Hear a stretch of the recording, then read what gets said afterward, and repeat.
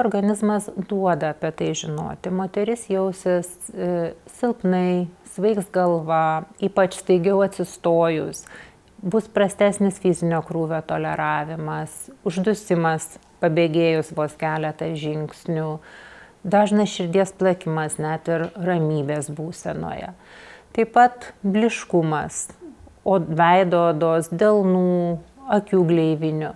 Taip pat yra kitų geležies trūkumo mažakraujystės simptomų. Tai moteris pastebės, kad plaukai tampa silpni, lūžinėjantis. Taip pat gali būti plikimas, vadinamas vyriško tipo plikimu, tai yra aukšta kakta ir nors pilnai moteris nenuplinka, visgi šiose zonose pastebimas plaukų retėjimas.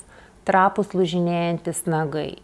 Toliau pažengus mažakraujystei, esant jai ryškesniai, nagai tampa nelygus ir panašus į dubenėlius ar šaukštelius išlenktus į priešingą pusę, ant jų netgi kartais lašiukas nenurieda.